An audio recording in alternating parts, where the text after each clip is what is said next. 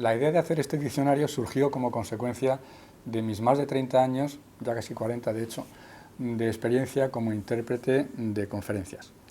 Los intérpretes trabajamos en condiciones de urgencia y no tenemos mucho tiempo para pensar. Por eso, cuando uno oye una palabra en el idioma del que está interpretando, tiene la tendencia y la tentación de utilizar la que más se parece en su propio idioma, en este caso el español. Y generalmente funciona. Normalmente cuando dos palabras en idiomas diferentes son parecidas, también suelen significar lo mismo. Pero no siempre.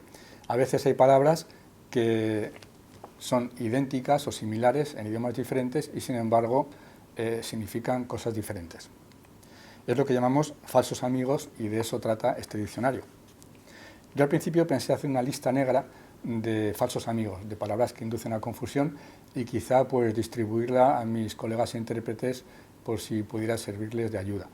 Pero cuando me puse a ello me di cuenta de que había muchas más de las que yo había pensado. Y entonces me ocurrió que quizá merecía la pena hacer un diccionario propiamente dicho. Y para ello, en primer lugar, pedí ayuda a mi amiga y colega Lourdes de Rioja, aquí presente, para que fuera mi editora, productora, diseñadora, para que aportara su energía inagotable. Y también pedí ayuda después a otro intérprete amigo mío, Alan Roger, para que corrigiera el inglés y para que hiciera las traducciones al inglés del prólogo y de las preguntas más frecuentes. Y eso es prácticamente todo. Solo añadiré que si alguien tiene interés por saber qué criterios utilicé para decidir incluir algunas palabras y también para decidir cuáles no debía incluir, pues puede echar un vistazo al prólogo y a las preguntas más frecuentes, donde lo explico con más detalle. Es un asunto sobre el que tuve bastantes dudas y las decisiones que tomé a veces me imagino que serían un poco subjetivas, aunque espero no haber caído nunca en la arbitrariedad. Eso es todo por mi parte y ahora voy a dar la palabra a Lourdes de Rioja, diseñadora, productora, correctora y muchas cosas más de este diccionario, y para que explique los aspectos técnicos que a mí se me escapan por completo. Gracias, Paco. Tengo que empezar diciendo que yo no había hecho nunca un diccionario. Yo he hecho otras cosas, he trabajado mucho en vídeo, páginas web, he hecho otro tipo de cosas, pero un diccionario no había hecho nunca. Y cuando surge la idea, cuando Paco me habla de su idea de un diccionario, lo primero que tuve que hacer es empezar a ver un poco qué había.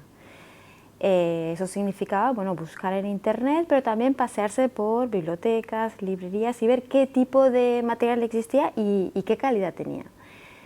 Al ver un poco todo lo que había y al reunirme muchas veces con Paco, decidimos que, bueno, que lo mejor era optar por un diccionario online. Es verdad que a medida que pasa el tiempo, sobre todo después de la COVID, todo lo digital para todo el mundo está claro que es una necesidad, pero igual hace unos 8 años, 10 años, pues es verdad que el formato papel seguía siendo muy fuerte. Pero a pesar de ello nosotros decidimos optar, y creo que fue la mejor decisión, por un diccionario digital. Un diccionario digital que también tiene una filosofía que hoy también es muy evidente para todo el mundo, que es la de open source, es decir, buscar una plataforma que permitiera también una interacción de los usuarios y utilizar el vídeo como soporte para ilustrar algunas de las palabras que aparecen en el diccionario. Como todo el mundo puede imaginar, hacer un diccionario es muchísimo trabajo para Paco, de selección, de estudio, análisis de las palabras, pero también para decidir cómo hacerlo.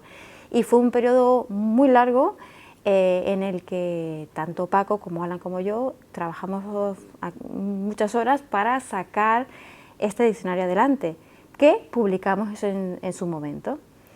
Pero publicar el diccionario no fue el final de la historia, porque nos dimos cuenta con el tiempo de que la gente no lo encontraba, era muy difícil interactuar con la gente y realmente, aunque el diccionario estaba bien en sí, no llegaba al público al que nosotros queríamos llegar, ¿no, Paco? Sí, ¿Estás de acuerdo? total.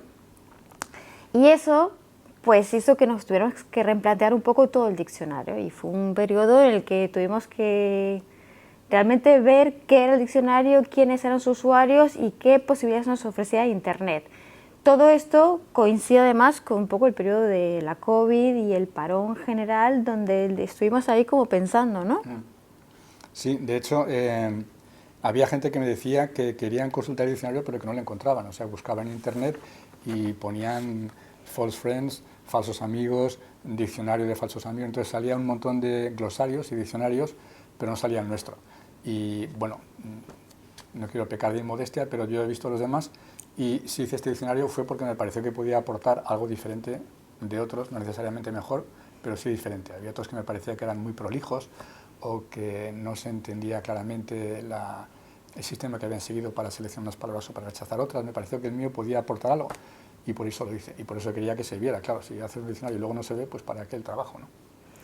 Lo interesante es que cuando llegamos a la conclusión de que había que cambiar cosas para que el diccionario funcionara mejor, descubrimos, por ejemplo, que había 2.900 páginas que estaban vinculadas con la nuestra, es decir, había 2.900 links a nuestro diccionario, es decir, que interés sí que existía, pero probablemente por parte de grupos más especializados, pero un estudiante, por ejemplo, que quisiera buscar un falso amigo no lo iba a encontrar si no lo conocía. Eso sirvió también de motivación para empezar a trabajar de otra manera, analizando el diccionario y viendo cómo podíamos mejorar el gran problema que era el posicionamiento, ¿no? La visibilidad, ver cómo podíamos mejorar el SEO para que la gente simplemente buscando en Google lo encontrara. Decidimos dividir el diccionario en dos, es decir, tenemos una parte inglesa y una parte española como dos websites, pero que entran en una misma web app. Todo al final está dentro de lo mismo. Y separamos lo que son etiquetas, palabras clave, frases clave por lengua para que el algoritmo de Google, por ejemplo, no se confundiera y pudiera encontrar lo que nosotros estábamos realmente ofertando. Hicimos una Progressive Web Application que sirviera para todos los dispositivos, de forma que ahora uno puede descargarse la app, por ejemplo, en el teléfono si uno quiere, con su icono propio y buscarlo sin tener que entrar en internet.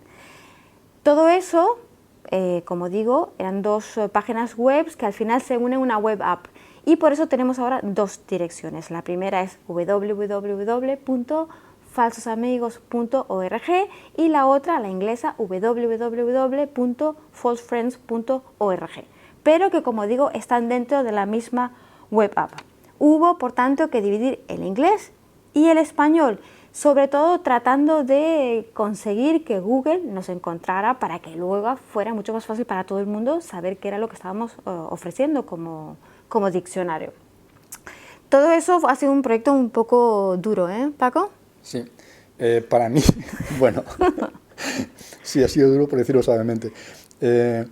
Yo, por supuesto, no entendía nada del asunto sigo sin entender, pero una cosa que me sorprendió es que, al parecer, según el amigo informático que contrató Lourdes para que nos ayudara, pues lo que ocurría es que el algoritmo de Google se siente atraído por determinadas palabras y rechaza otras. Entonces, había que incluir una serie de palabras, expresiones, formatos que le gustaran a este algoritmo. Y por eso hubo que escribir un texto de presentación que no es el que yo hubiera escrito, no me entusiasma, pero en el que había que incluir toda esta serie de expresiones y cosas para que el otro se sintiera atraído. A mí este texto, como digo, no me entusiasma, no es el que yo hubiera escrito, pero bueno, todo sea por la visibilidad, hay que someterse a la dictadura del algoritmo, pues adelante, lo hacemos de buen grado. El diccionario ahora, a pesar de todo este problema de ida y vuelta, de ver cómo escoger un estilo que fuera suficientemente simple sin traicionar al diccionario, ha permitido dar con un producto que yo creo que es más accesible, que luego esperamos Google reconozca como tal, ¿no? Ahora también hemos mejorado otras cosas, hemos mejorado también el formulario para que todo el que quiera pueda escribirnos con propuestas de falsos amigos. También tenemos un mailing list para aquel que quiera suscribirse y que sepa cada vez que introducimos una palabra nueva, pues bueno, que hay un término nuevo en el diccionario. Esperamos así, por ejemplo, que nos ayudéis para poder llegar pronto a los 1000 términos, que ya no nos falta mucho. También había que adaptar el diccionario a la nueva normativa GDPR, el Reglamento General de Protección de Datos. Y también queríamos mejorar los vídeos y hacerlos de un poco más homogéneos y de más calidad, revisando algunos que igual no eran correctos. Todo eso da como resultado este nuevo diccionario, False Friends 2.0, que esperamos funcione mejor desde el punto de vista del posicionamiento y de la visibilidad y que permita también tener una mayor interacción con los usuarios.